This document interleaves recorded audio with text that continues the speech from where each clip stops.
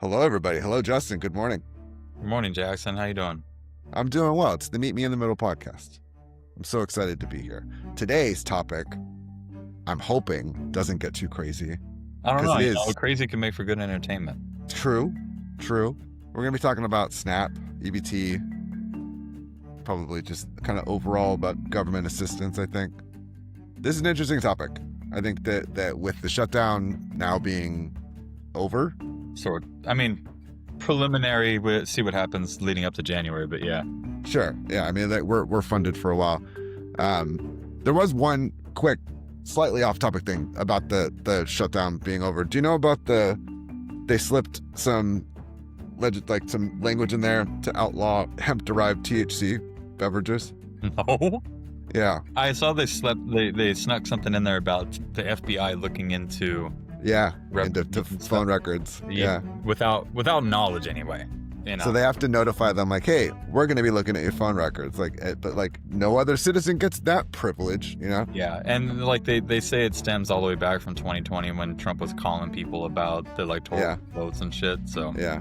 I mean, God knows what else they've slipped into that entire thing. The THC thing is interesting to me because there are, I get ads all the time on social media for these like alcohol alternatives. Like my algorithm definitely knows that that I don't drink alcohol, so it offers me these like mushroom, like everything drinks, other than alcohol. Everything other than that, like these functional mushrooms and these downshift, these like socially acceptable, like hemp-derived THC type of things, and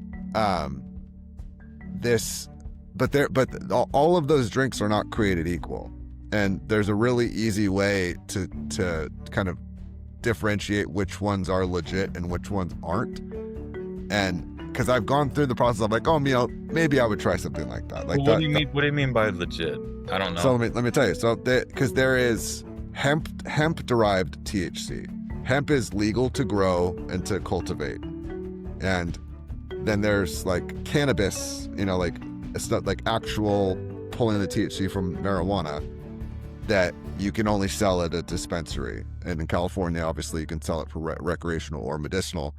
But these hemp-derived, like they're pulling out, there's like trace amounts of THC in hemp, but they can pull out enough of it so they can make these drinks that are like, 2.5 milligrams of THC or 5 milligrams of THC, like what would a normal dose be for recreational or for medicinal use, but it's legal because it was derived from hemp. But there's certain drinks, like there's a brand called Nowadays that I have looked into it, and it would ship to California, and I went, oh, that's pretty cool. And then some other ones, like they would ship to California, but suddenly half of them won't ship to California anymore.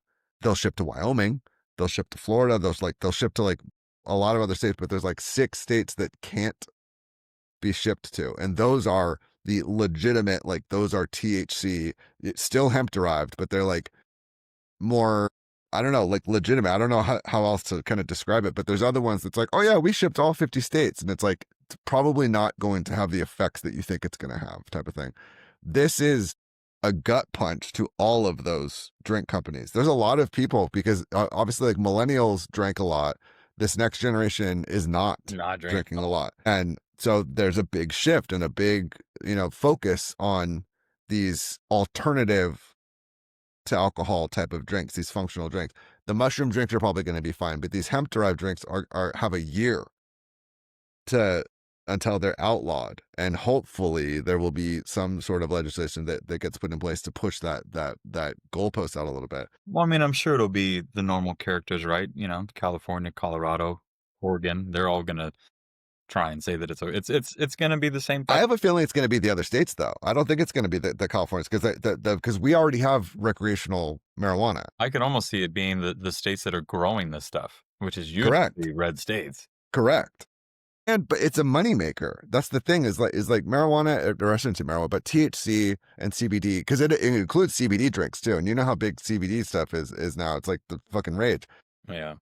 CBD is getting outlawed as well, which is crazy to me, because it's wild that you turn 21, suddenly you can drink and you can do whatever you want, but they're like, don't even think about THC. You know? Well, we can't pull at that thread because you could join the military and kill people at 18, but you can't have a drink and deal with the after effects of it.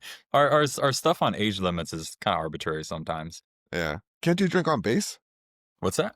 Can't you drink on base? But I mean, I thought drinking you're- age was lower if you're, on. Maybe I I might be have, completely wrong. I have no idea. But I mean, that's the thing they've always said, right? Is that, oh, you can go to war to kill somebody, but you can't have a drink when you get back. And it's like, I don't know, really. Yeah. I don't It know. was interesting when they moved the cigarette, like the tobacco age, up to 21. I thought that was interesting. Yeah, I mean, again, those, and then it's like, oh, you, as soon as you hit 18, you're like, oh, you're an adult. Well, not really. And then you get to 21, you're like, oh, well, now I'm an adult. Well, not really. And it's like, when you're Can't rent a adult, car.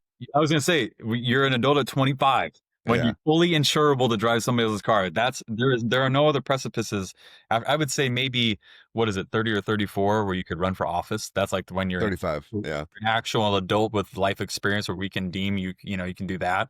Yeah. I mean, but it's, again, who makes that crap up? Who decides that this is the time? I don't know. It's Everybody's got an agenda. I think, there's probably some people that say, oh, it should be 30. And then other people are like, well, alcohol companies are going to lobby. Alcohol companies are going to lobby for younger. sure. They want to hook you early. Yeah. The fact that tobacco companies, that it was 18, they don't have the same. I mean, obviously they still have a lot of lobbying power, but vice is vice, man. People want their vices. But you can't buy tobacco and alcohol with EBT. Yeah. What do you think about this, Justin? What do Well, you think of? I think we got to find out what our starting point is, right? The starting point Okay. would be what even caused us to talk about this stuff in the first place, and it's going to be the shutdown. And the shutdown had Sure. nothing to do with this stuff. SNAP and EBT was a point of contention they could use as pressure. It was just another play Yeah. in the political football game they were doing. And it's not the first shutdown. We've had a dozen of them since the 80s and everything else for various reasons. The shutdown itself, I think shutdowns are stupid. I think you have a whole goddamn year to talk about shit, and then you let Yeah. it get down to this, and then now you want to shut crap down. Someone made the point of all these people aren't getting paid, but is still getting paid? The politicians that aren't doing anything. I think politicians 100%. If the government shut down, you go home too. You don't get paid unless you're working for us and working to do what you need to do to open the thing back up. And it's, why should they care, right? And I bet you if we look into how much they get paid, it's plenty. Like, that's the one thing too, is that politicians are not underpaid by any means. Well, it's not so much what their salary is; it's what their investments and their Everything, man. trading is. I mean, have you seen how much Nancy pulls in? Oh my, Yeah. she was making millions, man. There are several apps that will invest alongside what Pelosi was doing. I thought that was such an interesting model, I and think it now makes so much sense. they're looking at other politicians and they're saying, right, you'd want to just follow what the politicians are doing. They're The number They of push the boundaries. They push what yeah, industries. the number of pictures I've seen of politicians buying a bunch of stock before they vote on something is That's wild. ridiculous. Absolutely I don't wild. Like, that is see how- wrong How that doesn't violate insider trading of some level or kind. because before the vote. It was before the vote. That's stupid. They didn't know. They didn't know it was going to pass. No is very key there. Yeah. So I Yeah. mean, for me, again, it's shut down. It's done it before, and everything. But the difference was that SNAP and EBT are fully funded. Usually, They're- yes, yeah, and even but this time, Yeah. a lot of people throughout the first month or whatever there was this, I read about it and stuff. There was a time period, it was like 24 or 48 hours, where all the states submitted everything ahead of time Right. before the judges blocked it. So there was actually a lot of funding that still got through. But that November check didn't show up. Trump tried to get a lot of it back, but I Yeah. mean, once the money's out and it's spent, what the hell are you doing? So there actually were a lot of people that got full and partial funding and everything else. I know that Hawaii was early on. A lot of states got ahead of it and submitted for all their payments and everything. But yeah, it left a ton of people vulnerable. And the hard part with all this stuff is that I can totally see a case to be made about the humanity aspect of the Republicans and Trump in general using something like this as a point of leverage. But I also push back and say, well, the Democrats have moved on what? What the Republicans aren't gonna, and all this stuff comes from the healthcare subsidies. That's the entire thing is about that. And you know what? It's I don't understand why people are surprised that Republicans or Trump was going to have the avenue that he had about it, you know? And if he knew he was going to go after it, I don't know what could have been done to and I wouldn't say that I'm push it a little surprised. bit, you know. I wouldn't say that I'm He surprised. didn't do it last time. Again, there was a shutdown in 2020 or 19 or 18 or something like that. And he let all that stuff go. He actually even paying people that were furloughed or laid off. He did all that kind of stuff. This time was just significantly different for some reason in that specific area. About paying people? Yeah. Yeah, you know why? Well, I Because mean, there was a company that was offering payday loans. Did you know that? no, I didn't know that. I mean, And do you know who owns that company? Trump's son. So they're look saying, into hey, the companies oh, that the Trump, government Trump shut family down. owns. You're not getting your check. We can give you your check, and you'll just pay it back to us with a little bit of interest. So they created the disease and provided the cure. The same thing with these tariff refunds. When the tariff refunds happen at some point, there was a company like a debt consolidation, a company that was buying these tariff returns from people. Oh, you're gonna get $500 back. We'll give you $250 right now. You might not get that $500, but we'll give you $250 right now. And they're banking on the fact that these refunds are going to come. So again, create the problem and the solution, and get credit for. People are going to do business, man. And Well, you know, and it's I the get same. that, but It's the same one that the people think person about Democrats. running that company was family of our treasury, like secretary. That's that if you know, senators buying and selling stock before a vote, this is the same shit. This is insider trading. This is like that. You guys want to make a bunch of money on these speculations of that. Let's create a bunch of stupid tariffs that are definitely going to get knocked down. People will pay a bunch of tariffs. They're going to get refunds back. We can buy those refunds. Like, this is all a game.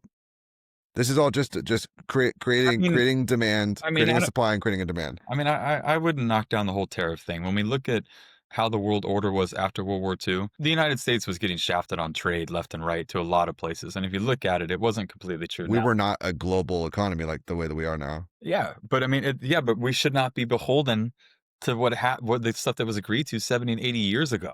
We need to adjust for that now. And there were other countries that were getting away with murder. And again, two things can be true. That can be true, and the way that he went about getting all that stuff can be true too. But there were massive things that were uneven as far as the playing field after that. And a lot of economists and people of history agree on that after the end of that war till now, it has been unfavorable trade. And I can say the same thing. Like, how many American cars do you see in Europe? Do you see in Japan? Yet how many are here?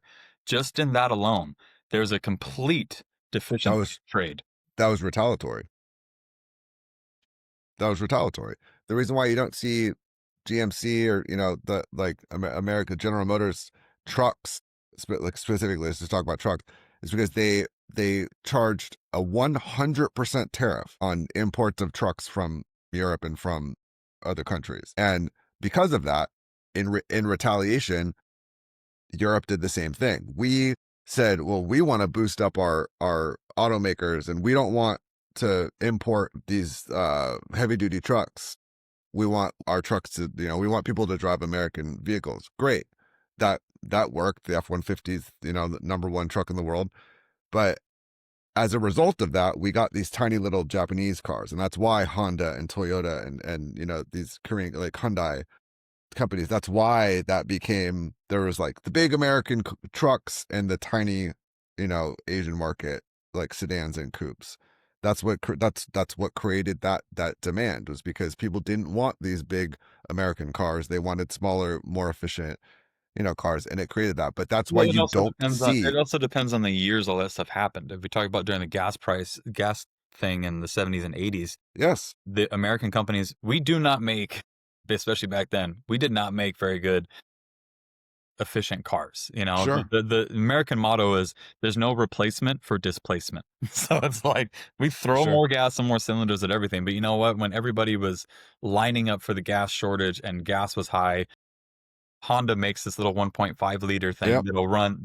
You can throw a grenade in it and a Honda will keep running. Well, that was supply and demand and coming into to that time. Also, there's not really another company that makes a decent truck anywhere in the world either.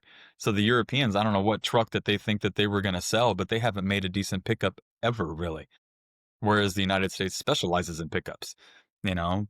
Sure. But, you know, again, the whole tariff thing, and they're gonna issue stuff, and I've heard that if judgment comes down on the tariff saying that it was unlawful anyway, how are you gonna get all the tariff money back? So, I mean, that's a whole nother. Because they will have to pay refunds back to people that have paid the tariffs. If the tariffs become if they get shot down, anybody that has paid those tariffs will be owed refunds. And there's a ton of companies, and so they created these ridiculous tariffs based on some arbitrary fucking calculation of like the number of people and the percentage of this and like some crazy number. Hearing the sound bites of how Trump came up with these percentages to charge for tariffs is fucking nonsense. It's not based in any sense of reality.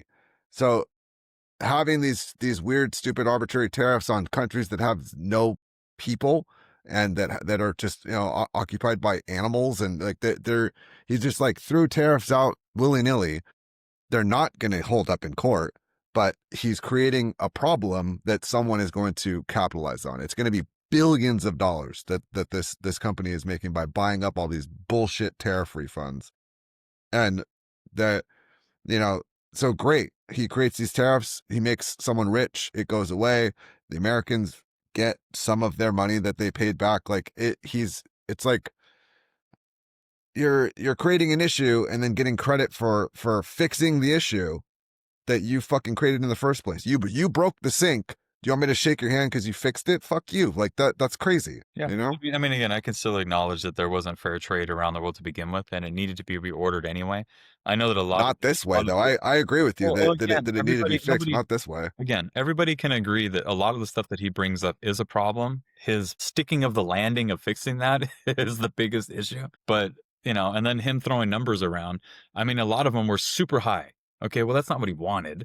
But he's like, if we're down here and I throw this, maybe somewhere in the line of everything else, I might get something that'll help. And that's just, I mean, what have So you what let's talk specifically about negotiated on and stuff where you didn't two people were far apart to get to a number that made sense for both that was agreeable. That's trade talk. I don't know what, you know. yeah. Yeah. I mean, compromise is two people leaving a situation unhappy, thing. No, there's This not. It's a execution of tariffs controlled was global horrible. trade. But we're a global economy now. The bulk of soy grown in this country and a bunch of beef that gets exported. We do export a good amount of goods and services here. And beef and soy are good examples of that. All of that soy production is now for fuck all because China doesn't want to buy any of our soy. Yeah. All these Australian beef is now the what's in the market now in other places because they're saying, well, why would we buy US beef? So they're fucking the farmers, and that with these tariffs, this is bad. The breadbasket of our country, where everything is grown, we've created such a demand for American soy and American beef, and now he's cutting it off. I mean, like, this is his base that he's just screwing over. I don't see how that is a good thing. Even if it's we need to balance some of the trade. This is not the trade-off that we want for that. No, I mean, and it, the difficult part is that you brought up one that makes sense, and I don't disagree with you. I'm sure I can find one that does make sense. Okay. That's one bad one, yeah, that's not this. And I saw 60 Minutes just did a huge thing on it where they went and talked to all the farmers, and it's not great. It's soy in particular. And, is that what the intended thing was? I don't think so, but it happened. I remember his first term, and I know that it affected our industry big, but when he put a tariff on foreign steel. Right. But again, the whole predication being American steel industry is big. It always has been. And we need to use American steel. But you know what? Did it work? For all of our jobs, all of our vendors were using imported steel, which was massively cheaper. We were not buying American on any of our jobs anywhere. Are we now? I don't know. I mean, well, again, the big thing that happened was the increase on foreign steel put it at the Sure. same par as American steel, which again, we pay our workers more. Stuff is inherently higher that we make here, and everybody knows that. If you're gonna pay Americans to do something, everything else, it's gonna cost more. That's why the iPhone isn't made here. So every single thing we have that we make is more expensive to be made here than it is where they control the labor output in other countries like that. And you think that that's a good thing? What's a good thing? That we are Let me put it to you. artificially inflating Okay, that's or not. We're inflating that we're making all of Americans pay more for things because we want it. We want to. okay. What's the only other way to get it down then? You either take a bunch of taxpayer money and give subsidies back to lower the price, or you have to tell iron workers you make too much. How do you fix the problem of expensive American goods that are outbid by countries that admittedly pay their workers a ton less for the same stuff? Or you just say the steel industry in America is done because it cannot compete. How do you fix it? You specialize. Find It's a steel. way. Steel is the entire fabric of every building, of everything we do in the country. Sure. And we cannot put it in there. And especially if you talk about how much of real estate and everything do we do for profit? And steel is expensive already. It's already expensive. And now the entire American steel industry is not in building anymore because it's too expensive. There's going to be no profit to be made using American steel because it's too expensive. You either have to pay the workers less, charge less for it, which means you don't have any profit to be made to pay anybody, or you equal the playing field somehow. You can't force people to buy American. That's not capitalism. That's not free market. But what are you going to do? Keep letting other people that abuse their labor forces sell you a product because it's cheaper? I understand that Where was the steel coming from China. before the tariff? It was coming from China. Yeah. I mean, there's Okay. there's low grade steel in Venezuela, but it's not of the same quality. China's kind of the only one that is on par with our steel industry. And I'm sorry, but if you look at the American labor market versus the Chinese labor market, we all know what it is. So I mean, and on the face value, if you try and give him a little bit of the benefit of the doubt, how is it a bad thing that he's trying to help the steel industry compete with low abusive labor costs of other countries importing stuff? Otherwise, US steel does nothing. No, it actually goes into the military that the left will argue we spend way too much on military anyway, but it's all of our steel goes into all of our ships and everything we build.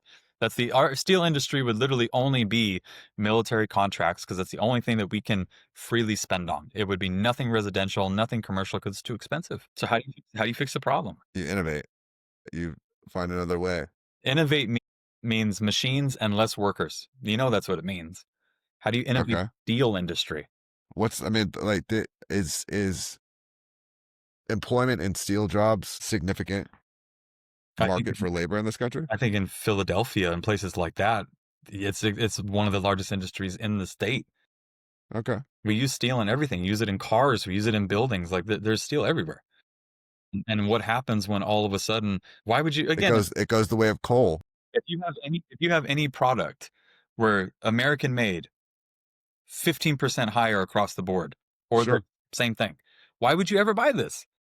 Why would you ever buy it? Especially if you're worried about costs to people, as like you say, what's more expensive? Are you going to you're not going to buy it.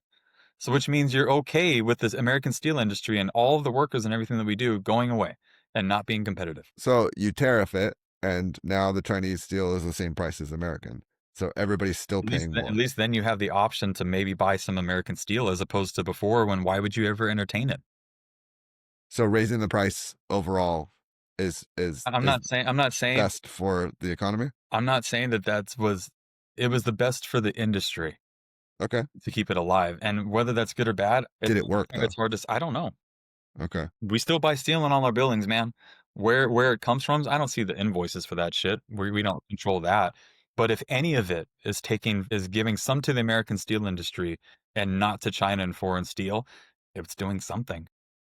Versus before it was zero. So I mean, you have to do a little. I'm not willing to completely sacrifice. And again, it's not our fault that China underpays all their labor and that constantly underbids us for everything. And then our American guys are out there working and doing everything else, and they just can't sell their stuff because we pay our people the prices that they need to be paid. So Why steel the workers. whole industry just because China is shit with labor like they've So always been? are steel workers more important than the ability for Americans to own homes? I don't know the dots you're connecting. It's a simple question. Are steel workers more important than people than home ownership across this country? I don't know. So raising the price of steel raises the price of building, which raises the price of homes and makes the already Well, we need to be almost impossible. well, firstly, we need to be very specific, right? Standard single story homes don't need steel. So the people that it's affecting are our customers, which are completely fine. Any home that requires the amount of steel that we're talking about is 2 stories or more, 5,000 square feet. It's not that these are not raising these are raising the not price homes. raising the price of one building material will affect the other goods that you need to build homes generally. And that's If I'm a company that not true. Every industry has its own supply and demand and their own resources of stuff. Just because you know what raises the price of wood? Fires in Oregon. That has nothing to do with steel. Steel prices go up, and there's a steel market that is separate from everything else. okay, I see a correlation between raising the price of a staple asset like steel is going to have cascading effects for just overall the industry. Paying more for steel is things like other materials are going to get more expensive as a result. You know, the same, like, if two gas stations are on the corner and one of them raises their prices by 5 cents, the other one can raise their price by 4 cents, and then we get into this game where let's see how much people are willing to pay for things. Like, you are right, fires, hurricanes, disasters.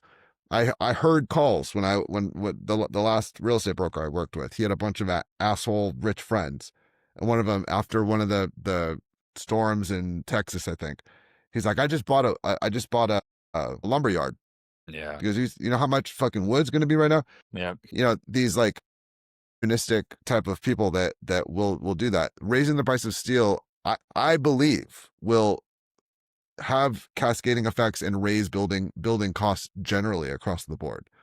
And that, so propping up one industry to increase the gap that already is huge between people being able to purchase homes. The average home purchaser right now is 56 years old. And if you look at it, what it was 20 years ago, it was like in the early 30s. And you look at that, the people 20 years ago that were in their early 30s are now 56. So the exact same people that could afford homes 20 years ago are the ones buying homes now. And it's no one under that. And so, you know, that for me, that's obviously this, you know, means, I don't know, it means more to me than it sounds like it means more to me than it means to you. But the dream of homeownership, the ability to be a homeowner is going away because And just because of priorities. it's not because of steel. The market got super inflated and home prices skyrocketed somewhere in the late 80s and early 90s. I don't know what the hell happened. Well, this is why we have a home shortage right They now, though. massively shot up, Well, and we also have a home shortage because rates are still too high, and it costs too much to get out of homes and get into homes. Well, now we have 50-year mortgages So stupid. My and God, 15-year car loan. Exactly. Okay, tangent aside, right? This whole, again, back to the shutdown, which is sure. healthcare subsidies. I mean, the Democrats are always going to fight tooth and nail for healthcare, and so that didn't surprise me at all. And Republicans aren't going to want to fund a bunch of people to stay on welfare their entire lives at some point. So I mean, there was always that divide, right? And we've become more and more partisan in our Senate and our Congress, which means that the way that I see it, there's about 8 to 10 people in all the congregations of these people that could sway one way or the other to keep things moving. Everybody else Sure. is unwilling to talk about it. And healthcare has always been a huge issue. Ever since Obamacare came in, Republicans have been trying to repeal the crap out of it, and without proposing anything better as an alternative. That's the big thing. Is like, I get that you don't like it, okay, but what have you brought that makes it better? What have you suggested? And it's jack all, honestly, from the Republicans. Well, We haven't it's like yet, so it's like throwing away your parachute while you're in the air. yeah, and they both chose that this is the hill to die on. The Republicans say it's a bunch of taxpayer money. It's only going to do the deficit, and Republicans are normally fiscally conservative. So I get there. I'm tired of the debt going up too. If we make as much money as we are, and we're as prosperous of a nation as we are, why do we have the biggest debt that we have? It doesn't make sense to me. Why we're not paying that down and balancing our budget constantly and doing whatever else is baffling to me, you know? And and as far as providing healthcare to everybody, that's also not going to help the situation because it's going to be more taxes and more fun. Providing healthcare is not going to You can let me fix the finish or you situation. can interrupt. One or the other. But providing free things with taxpayer money that also cannot pay down our debt doesn't help either, as far as getting to a point of agreement. Republicans want no debt. Democrats want to pay everything with the money that we have without paying down the debt. That's the huge divide that we have right now. And it's like, how do we compromise to get a little bit of both? How do we get people the healthcare that they need to marginally make sure that everybody stays alive and stays well, while also this huge $1 trillion thing that we need to take care of that's not helping anybody? There has to be something to where, and that's the big problem, is that they've not been able to find that middle. They haven't been able to find to where we can properly help people while also controlling this massive amount of debt that we have, getting us back to a point where the United States can be profitable and have money again to reinvest in our own way. So how you do that, I have no idea, because no one's going to be happy. The Democrats are going to sit on the hill of like, oh, well, you want to kill people and you don't want to do this. Like, yeah, but you know what? Us running a debt ceiling that's insane through the entire rest of the world doesn't help either. So, I mean, we have to do something in the. I wish people would say, like, hey, let's have a 10-year plan of we'll give you some of this stuff here, you'll take some of this stuff here, and eventually the gap will go in. But the Democrats want everything, and the Republicans want everything, and we get nothing.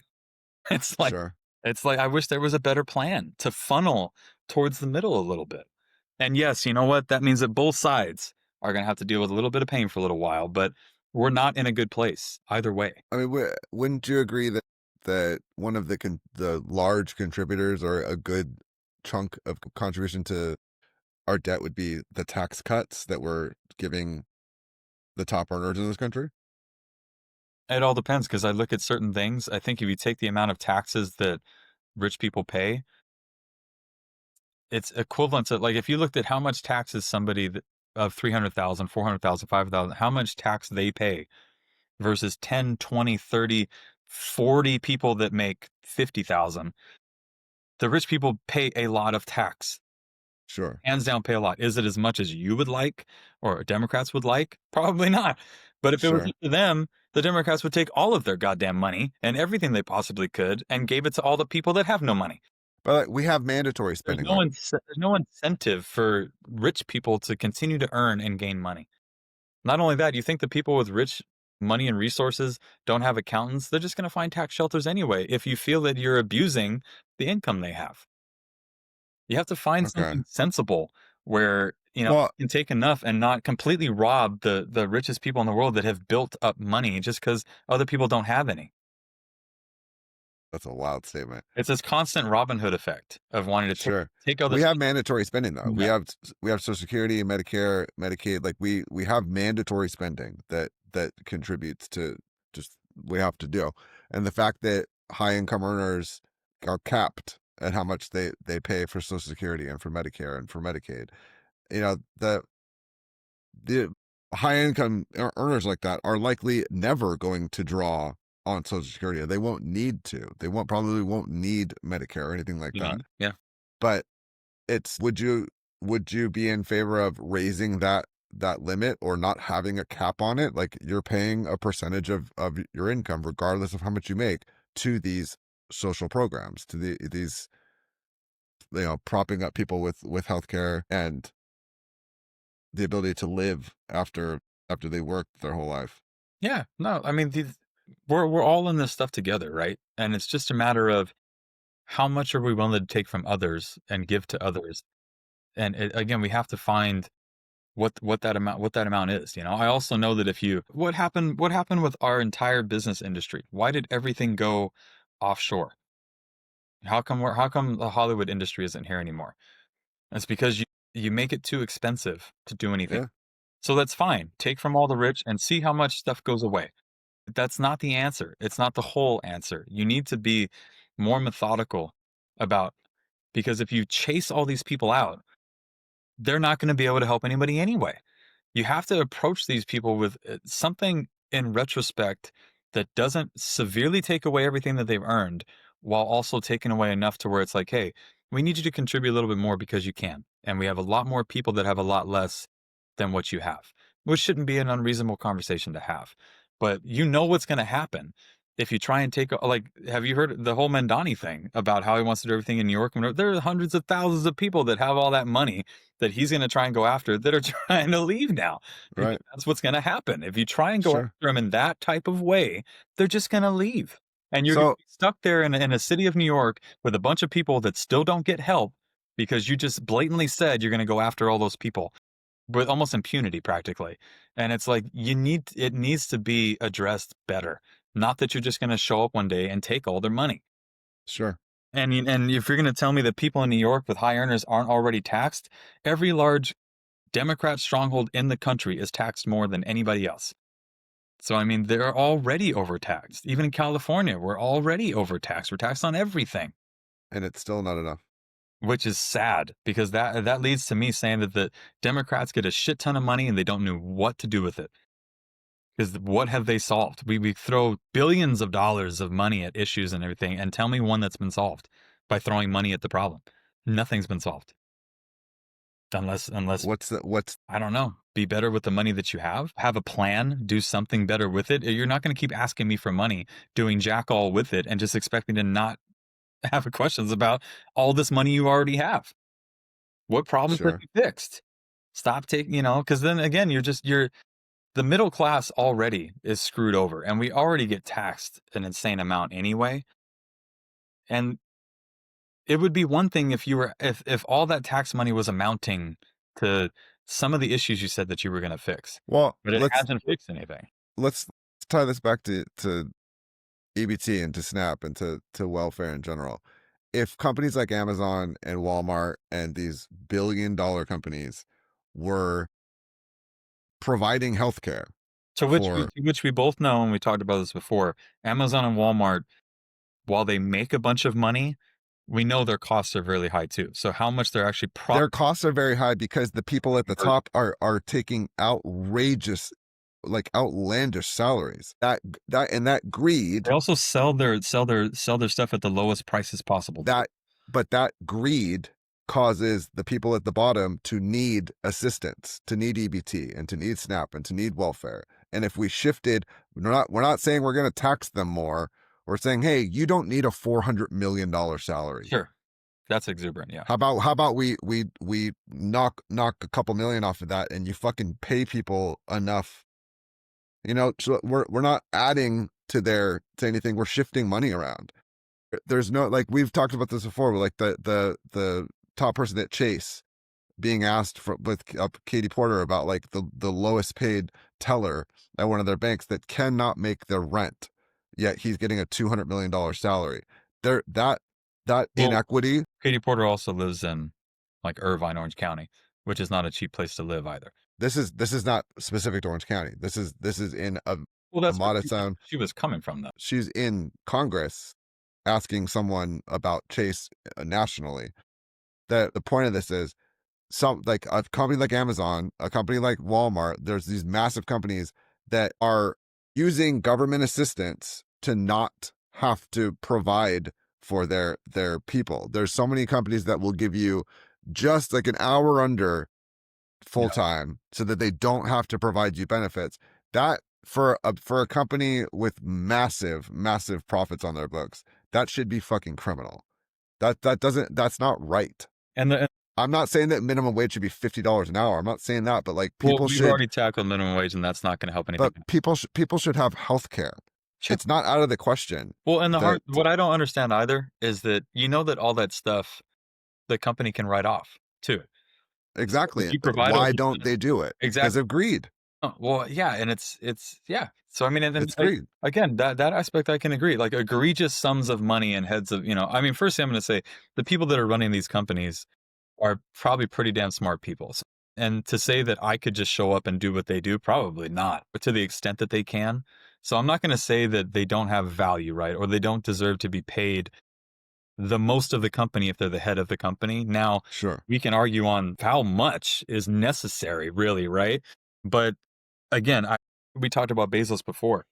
You may not like him, like what he does, whatever else, but that dude can do flat out do things that other people cannot do. And it's not because he's unintelligent. It's not because he's underqualified. It's because exactly who he is. Now, now the companies that he does, and like, yeah, I think they should be able to provide way more benefits than what they do. Why they don't and how it wouldn't help their bottom line and everything. I don't understand it either, Yeah, but going after private citizens and people in the community and just because I know a lot of people that we build for and stuff, they work their asses off, a lot of them, to finally get to the point where they can afford what we do.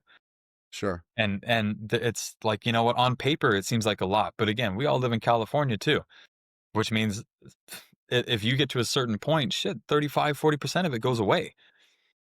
And it's like it turns out that they actually don't take home as much as they feel like. So, I mean, I think we just need to be careful about taking all that stuff because eventually they're going to go somewhere that doesn't take as much money.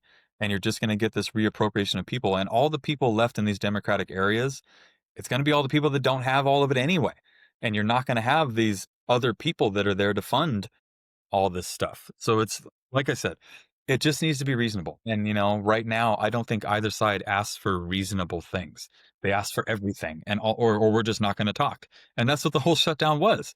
We want this, and if not, whatever. And it's like both sides are playing with this issue because if the Democrats cared about it, they would do more to work with them. If the Republicans cared about it, they'd do more to work together. And they both actively said they wouldn't work with each other.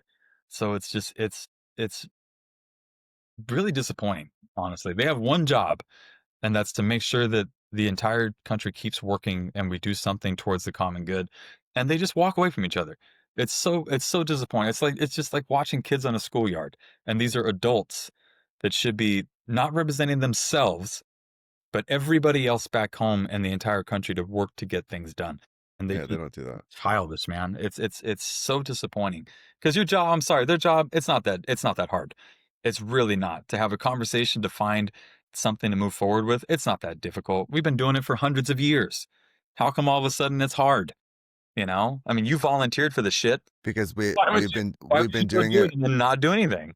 but the people that have been doing it for hundreds of years had less accountability to all of their constituents. They were focused on what their white constituents wanted. They were focused on what their, they population was smaller. There were less people that they were speaking for. The, the things that have changed is that now there's more accountability necessary for these politicians. And so the seeing how little they're doing is now magnified because there's more people and there's more voices and there's more coverage. Good. I don't think that I don't think that things have changed that much aside from the greed has always been the Always in. name of the game. Politicians lining their pockets has always been a thing. It's just so overt now is the problem. And the fact that, I throwing money at a problem is not always the answer, but it is the answer sometimes to make progress. And in the meantime, throwing money at healthcare and at public assistance is necessary. Throwing money at homelessness is a little bit like lighting it on fire. We're not seeing a lot of benefit, but There hasn't we been a whole lot of movement at all with the homeless. but I And cannot I don't think imagine I how mean, bad it would be if we weren't doing something about it. Progress over perfection to me is more important than just like meh, let it happen. yeah, but I don't know what I was watching, man, but even the homeless thing was like a circular conversation of where do the homeless benefits go? Well, they go to nonprofits and everything else, but then in the areas, they also don't, like cops or whoever else. There's someone was trying to make this roundabout, like conspiracy theory, that the cops don't imprison the drug dealers because if they did, then homeless people wouldn't be on them, and then the organizations that fund all the homeless wouldn't get all the money they get because then the homeless people wouldn't be on drugs anymore. And it was this roundabout circle of just like, what happens to all of this, all the tens of millions and everything that we've devoted to homelessness, and it It's administrative cost. hasn't solved anything. Yeah, so it's more people just sitting behind a desk that aren't accomplishing anything.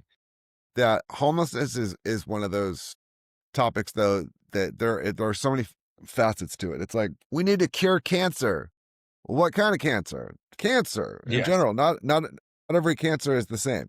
Not every homeless person is the same. The number of homeless people that are there because of mental illness or addiction, which bleeds into mental illness, but also bleeds into many other things. The sporadically homeless is an issue that we can and we do Yeah. throw money in and fix. They just refurbished a motel. I think it was like a Motel 6 back in the day. They just refurbished one right off the 605 freeway. And I thought, oh, they're opening another motel. And then I saw someone that was clearly living in their car parked in the parking lot of this motel. And I'm thinking, why would they let her park there? That's interesting that they haven't, bounced her. So, and I saw this sign on the side of the building and I looked it up. This is a mixed income housing project. So they converted a motel into mixed income housing, which, so there are people there.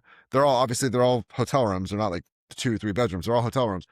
Someone might be paying $1,000 a month to live there. Someone might be paying $100 a month to live there. It's all based on your actual income. It's a sliding scale. So the people that are paying the most are subsidizing the people that are paying the least, and there's some people in the middle. And it is a solution to sporadically homeless. That is good money being spent on that. That is someone that saw an opportunity and is throwing money at it. Obviously, they're getting tax subsidies. Obviously, they're gaining something. They're making something from it. But throwing money at homelessness is a little bit like throwing, a glass of water in the ocean. It's like, is it going to do something? Yeah, it's going to add a little bit of water to the ocean, but like, is it making a difference? Like, it's negligible. But I don't think that we should stop throwing money at it.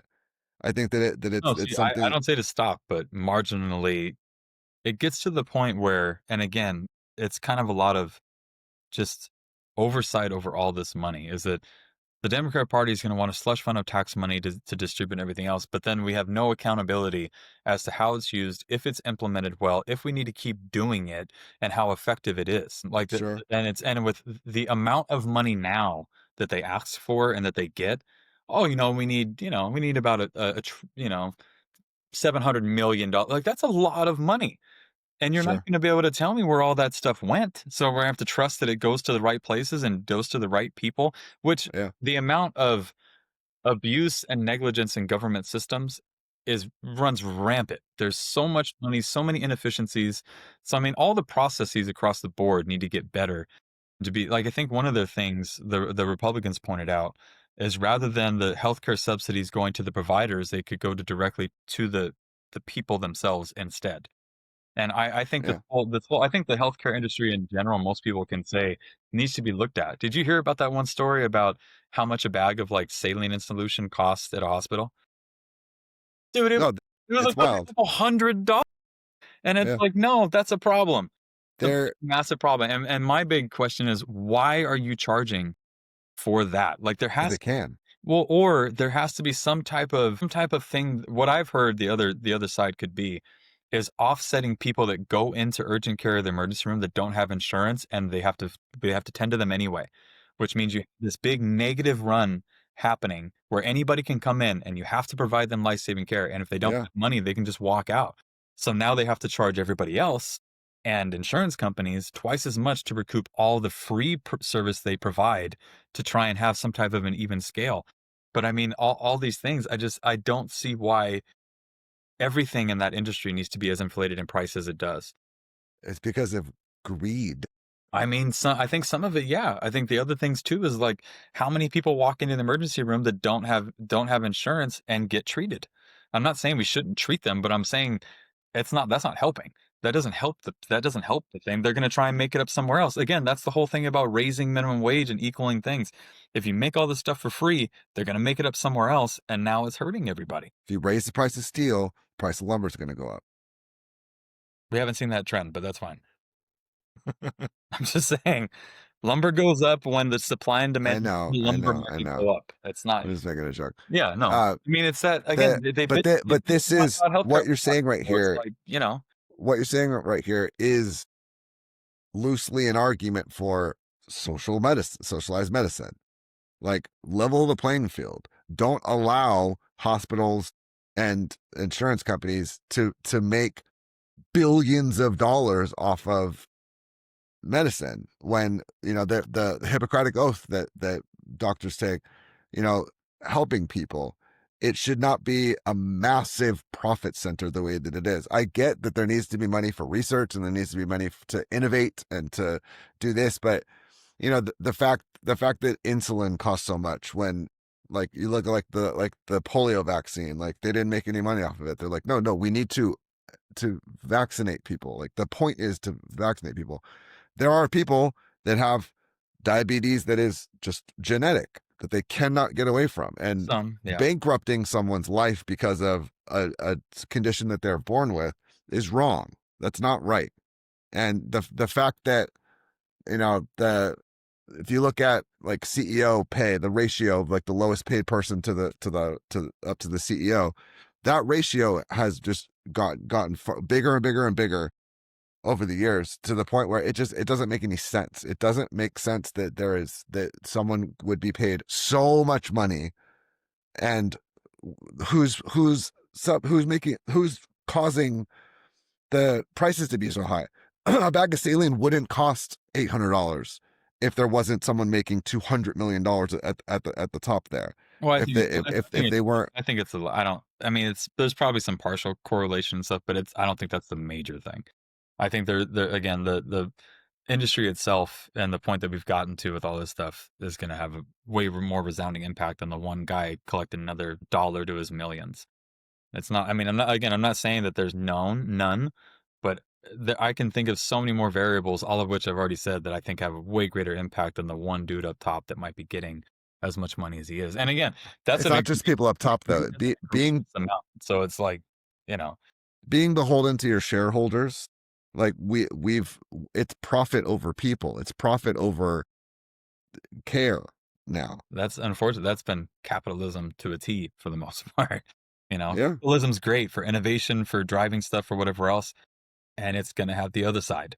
And it's like, I don't know what you're not going to get rid of it. The United States was built on capitalism, so I mean, it's not going to go anywhere. It's built on capitalism, but it doesn't mean that there's not space for a little bit of socialism, a little bit of, like, social medicine, and so again, like the healthcare thing, right? I think most level-headed people can agree that we need to find a standard of care, just an equivalent of, like, everybody gets, doctor's visits, you get some blood tests, this standard of thing that you get, that can totally be the funded aspect, where everyone gets, you see your doctor, you do this, you see all those essential things, right?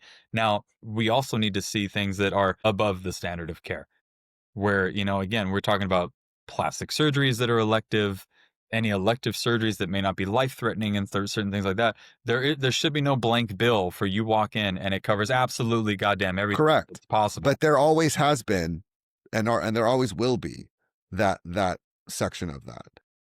Like, that there is a standard of care that needs to happen. And I don't mind that being everyone, even if you did create a social medicine, there's, like, even in other countries that have public health, there still are private insurers. You have the option to get a private, insurance policy that will cover, you'll get doctor visits a little easier. The direct care physicians, that I know plenty of them, that they're not like, it's not like a concierge, type of service. It's direct payment. Everybody pays this doctor a certain amount per month, and they can get a visit that day or the next day, and they're not waiting 2 weeks to get care, and they can refer out, for specialties and things like that. And it's not out of the question for us to create a standard of care. And if you want to add on more expensive options, then add on more expensive options. But the fact that people have to go in and are bankrupted by medical debt that happens because they got hit by a car, that shouldn't happen. That shouldn't be a thing.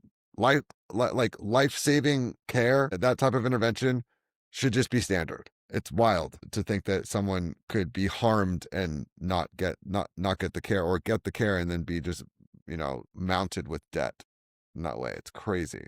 Yeah. But I feel the same way for EBT and for SNAP. There are so many people that are a victim of their circumstance. They're just in a tight position. They're in between good positions, and it's just that interim that happens. Obviously, there's people that milk the system. I have family members that milk the system that have always been on government assistance. Those are the outliers. I don't think that that's right, but just because those people exist doesn't mean that we should take it away for everybody. Yeah, and I think I've read, you know, in Trump's bill, I didn't read the whole freaking thing, but I think him putting, was it employment status or something on some of the benefits or whatever They're else, mandatory employment. Yeah. which you know what? I honestly I don't completely disagree with that either. It's just like you said, there are certain things, unemployment, whatever else, that are made to close the gap until your next thing. It's not meant for you to live on forever. Like and again for me, I want to see some progress. I want to see some fight. I want to see some ability and some desire or just some effort to change the situation that it's in. If it, and all it is a little bit, just something that's moving it forward to where you're not relying on other people constantly for everything, or the people that just, again, like you said, abuse the system, or just always know there's this government net that it's going But those are to outliers. catch me. But we don't know how. I honestly don't know how many of them there are. I don't know how minimal you're saying the outliers are in those scenarios. But the work requirement, let's talk about that. Having to work 80 hours a month to stay on. That's next to nothing. Right. Not But not why would someone working 20 hours a week, working at Walmart, working at McDonald's, working at something, why would that person working for a company 20 hours a week, why is that necessary for them to need that? Like I'm not saying that livable wage, 20 hours a week is not going to be a livable wage. especially not the places you mentioned they'd be working at. Right. For me, it's just a matter of that's however much they accrue on their own is less they need from the big slush fund pot of people. Like that one person we're talking about is able-bodied and well enough to go and at least do that. Which But not all of them are. I'm not saying all of them. I said specifically that one person, the one scenario Okay. you brought up, right? If that person is able to, they should. They should be going and doing that if it's not a big deal for them to get up and go work. And to help with all the people that aren't, like you're saying, the ones that can't do that. That's how many more hundreds of dollars we don't have to give that person that you can give to somebody that cannot do that. Anybody that is willing and able to work needs to get the fuck up and go work. That it shouldn't even be said. You need to provide for yourself so that you're less reliant on the government giving you stuff. So the people that are at risk, the people that cannot get up and go do those things, there's more money to support those people. The enabling of people, oh, well, it's too hard or the struggle, get the fuck up. Like it's not, again, we cater everything with a childlike manner with adults that need to go and do something. I'm not opposed to, and even right now, right? I'm not saying to take all help away. I'm saying contribute to your life in the ways that you can, but the margin of help that you need is going to be lessened because you can go and do those things. The people that can't, obviously they can't. We need more money for the people that legitimately cannot. But if you have But people that are able to and they don't, you're there are a lot of areas in this country though where irregular hours and unreliable employment is a thing. There's plenty of places in smaller towns where there's a lot of need for assistance like this, that finding 20 hours of work is hard. we're getting super niche. I don't think it is. I think it is I because think that there are big swaths of this country, small towns, I think most of where the stuff is going to be affecting the hundreds of thousands of people in the biggest cities in the world. I don't agree with that. We can go like per capita of how many people might be on these social services in Los Angeles versus the small towns in America that you're talking about. But so the large cities you're talking about are in blue states generally, or they're blue areas. Well, I mean, that's normally how it works. Yeah. The people that need this are being affected by the GOP that wants to pull these things. This is against the interests of their constituents. Well, they didn't say pull them. They added things that no one has said that we need to remove these things entirely. Right, but this is just another way of saying remove them. You're making the bar for getting these benefits To get a high enough that job, people can't. to get a part-time job is raising the bar to where you can't do it. There are a lot of places. I think you're minimizing it, man. I don't think it's that difficult to get a fucking job. I'm sorry. It's not that bad. It's not that bad. Tell me it's that bad. Tell me it's that bad. Raising the bar to where you work 20 hours a week somewhere is that bad. Yeah, the 20 hours a week is not impossible to do, but finding that work can be hard for in some places. There's plenty of places that just don't have industry. There are only so many gas stations and only so many fast food places. There are only so many of those jobs that they would be qualified for or be able to maintain. That's an extremely small town that you're talking about. Like, really, if you only got so many. This country is full of those towns. Yeah, and it's fine. Yeah, and like I said, we brought up before about people leaving. Well, if you don't like California, if you don't like the situation, well, then leave somewhere, right? Right. But these people are expected to stay in a town that's always been that small. They're stuck. They can't get out. They don't have the means to get out. And if they were able to get somewhere, we give them money to enable them to stay there forever and not have to change anything. Yeah. Okay, that's fine. Yeah, that like what's the alternative? Just let them die? They're not dying. They've lived there forever. Those towns have been there forever. Sure. I don't, it's more as a, like, less well off. I don't know. And again, I don't massively support all that stuff, but I do think that the having people try and get jobs or try and get motivated to get out of that town and to do stuff or whatever else. I mean, I don't think it's the worst thing in the world. And I wish that they would.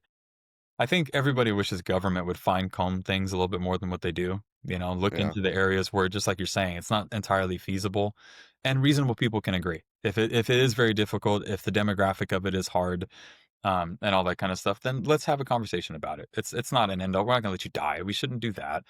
But But if you're saying they just need a little bit of motivation or a little bit more opportunity that can happen, and a little less hand-holding or a little less to sometimes people don't change unless the push for change is there. They'll keep taking what they take as long as it's there, and they will sustain that as long as it's not drastically affecting them. Sometimes, again, more do you in your life, which I hope this is rhetorical, have you learned more from winning or from losing? sure. I mean, and no one likes to lose. I don't like the lessons I've had to learn. A lot of us don't like them.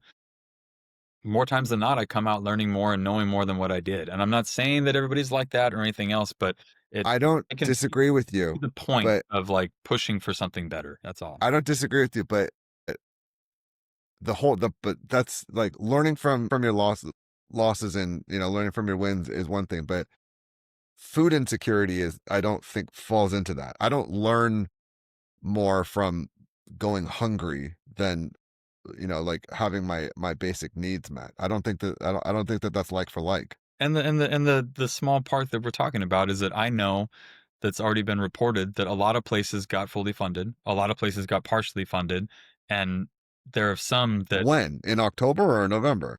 Well, nobody ever said November was going to be a thing, but October, yes. There were a bunch of states that went in and had all the stuff funded enough to where court filings had to be in to stop it. So it did happen, and then they tried to keep it from happening. So there was a lot of funding and emergency funds that were awarded. It's just now that we're in November, it's a bigger problem because we've passed the savings threshold we had to last a month, Right. that we don't have anymore. Right. Well, so I mean, again, it's not that we aren't. It's not.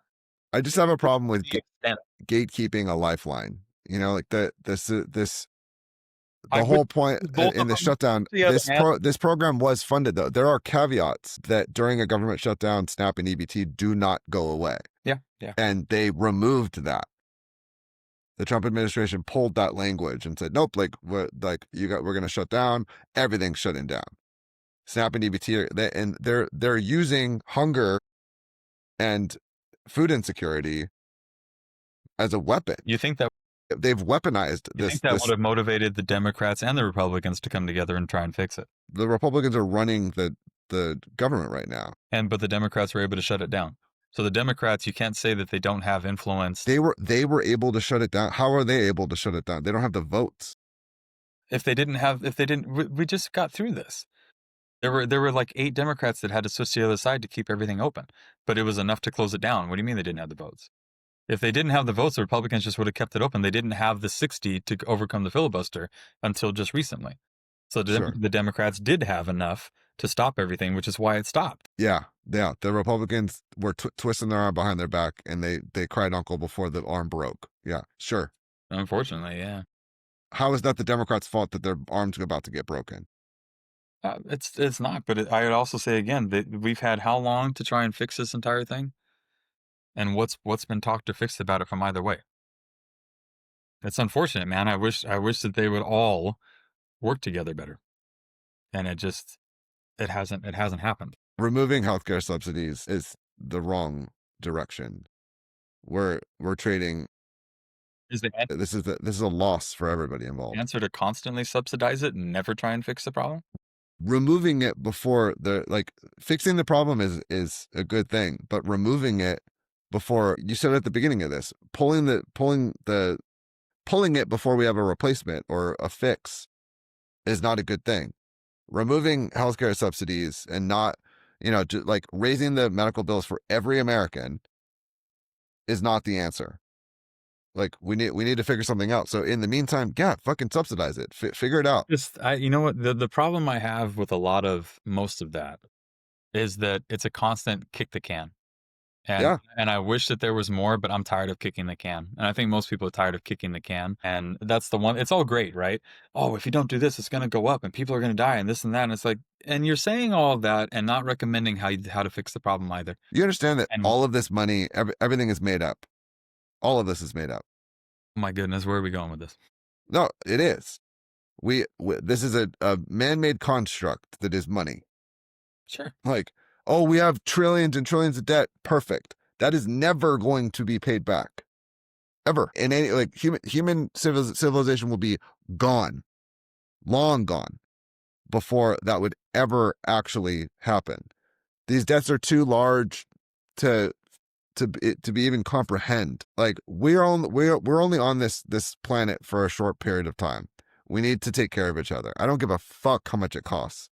The people hoarding of wealth, the greed, again, I'm bringing it back to who's being harmed. Fucking everybody, except for the people at the very, very top. They're hoarding their wealth. And oh, right, they worked real hard for it. It is impossible to amass $1 billion without exploitation of labor, of goods in some way, shape, or form. That's not right.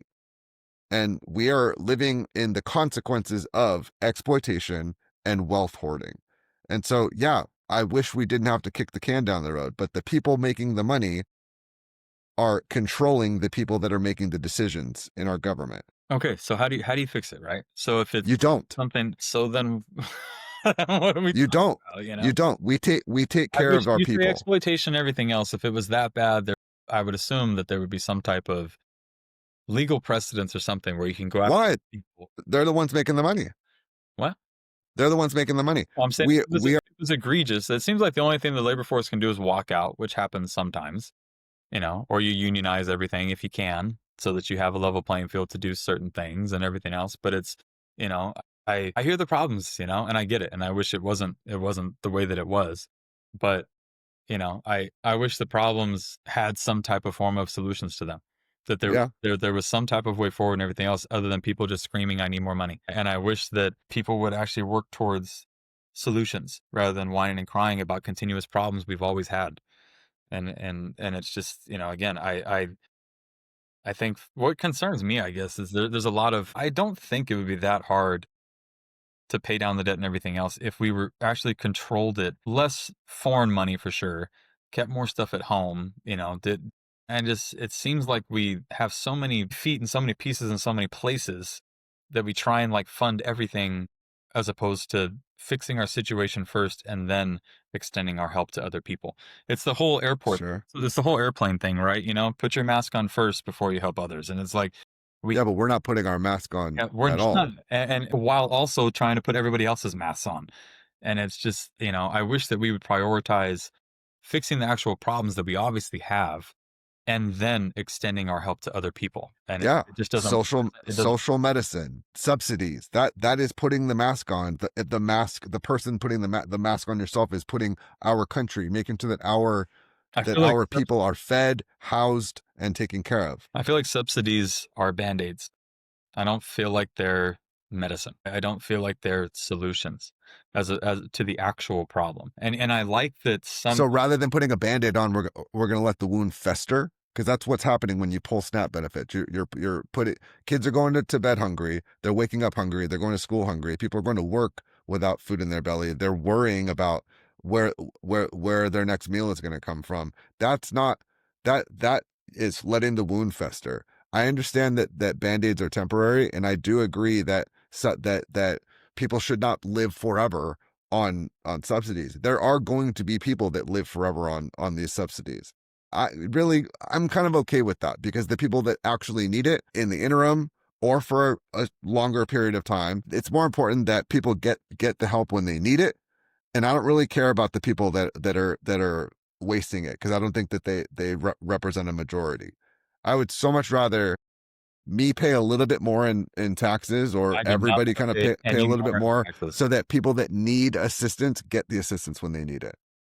Yeah, I'm and my aspect of being like single and here and everything else and getting close to paying 20% of it, I'm over paying that amount, you know? It's not feasible for a bunch of people. And just like you said, paying more taxes makes it less affordable for me to buy anything else, including a home and all that other kind of stuff. It's just I don't think the answer is constantly bleeding tax money out of everybody else Sure, to service all that stuff, you know? And again, and I hope that people get jobs so they're less reliant on certain things. I hope we can find industries that sure, do, there are a lot more industries that are coming up with more jobs and more opportunities. I do know that the statistics right now that there are more people looking for jobs than jobs are available, which is yeah, kind of a hard point right now. I don't think it's always going to be that way. We're still going through the whole tariff thing and whatever else. I think the next 2 years are probably going to be relatively the same, you know? yeah, But we gotta see what happens when it's over, where things sure, shake out. Within this in these past couple elections, the Democrats did pretty well. Governorship across the board and everything else. So we are seeing kind of a realignment, a little bit of those things. yeah. And in 2 years, we gotta see what the what the fallout is, you know? And for me, again, it's not I accept that, that we live in a cohesive country with a bunch of people, and some Sure, people are more well off, and you gotta give a little bit more to the people that don't. I'm fine with that. For me, it's the margins, and then it's the accountability for the money once it's given. I don't want sure, a slush fund that can be misappropriated and not accounted for. I'm never gonna agree with that kinda stuff. And I'm only going to give you so much of what I earn every single day going out there. Otherwise, again, I'm going to LLC my corporation. I'm going to take the minimum and then you're going to get nothing out of me, because I'm tired of I'm tired of giving all my money. I'd rather do an LLC, do all that and the company get charged 15% than me working on a solo income and getting charged 20.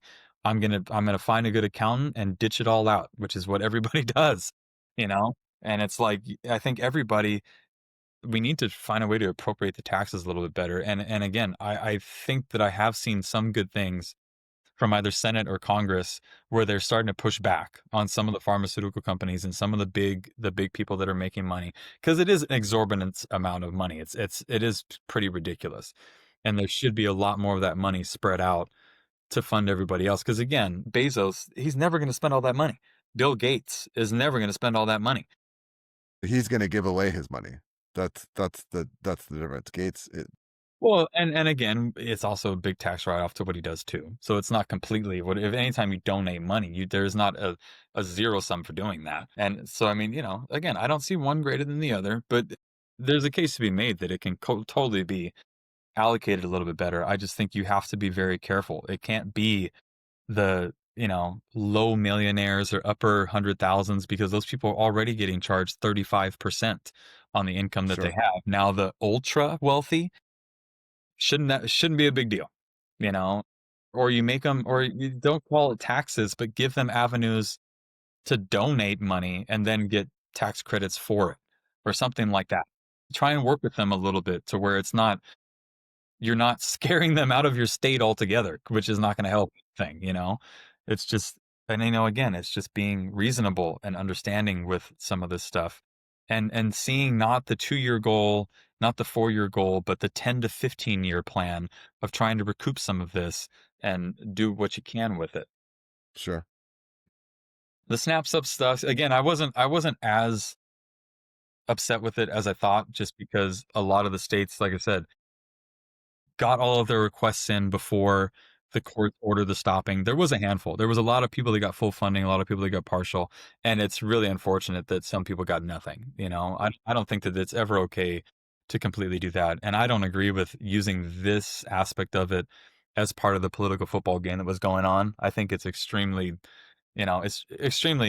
just below the belt to do that kind of thing. I know that it's a leverage point. I know it was a play for them. How you sleep at night about that, I don't know, but it's obviously it wasn't right. Uh, and then some of the Supreme Court, you know what? Some of the Supreme Court upheld the SNAP benefits freezing until the government comes back into session. So, I mean, I thought that was interesting that there were lower courts that said you need to fully fund it, and then appellate courts and Supreme Court that said no. So it's and then even right now, the resolution that we got resolved all that. SNAP benefits, EBT, all that stuff is fine. Yeah. But you know what, dude? In two or 3 months, if Senate and Congress don't figure out this budget, we can absolutely go back into another shutdown again. So I And we mean, will. I think this is going to be our new normal. I don't think we're going to ever be fully open again. I think that this is the plan. I think that this is the prescribed plan to just slow things down and to create pain points, and that we're never going to get back to where we were. yeah, I'm gonna stay as optimistic as I can against that. I'm I'm not saying that I don't disagree with you that might happen. I really hope that more independent people and middle line people, or just people in general, will vote in. We need to stop listening to these like far left and far right ones and start voting in more moderate people, at least that present as moderate, because I think that's the only way you get to working. If we get in these situations where we have these radical left, if we continue voting in the radical, then yeah, it's going to be so partisan that it's going to happen a lot.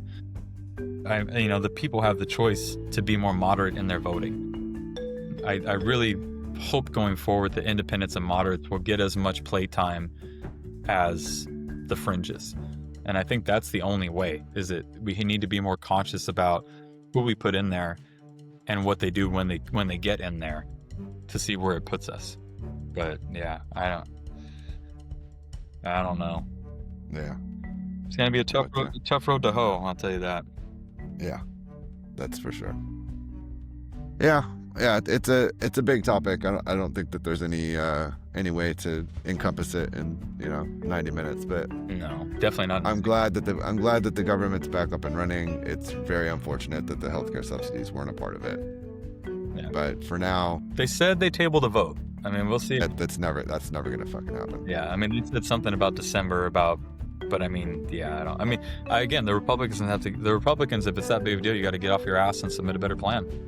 Well, when my dog went missing and they said that it went to a farm somewhere in Iowa, they told me that I might see the dog again, and that's, I think, about as much of a chance of getting that vote to happen. Probably, yeah. Yeah. All right, buddy. Nice talking to you. You too. A good Corona to you, sir. A good Corona to you. Take care, bud. Right.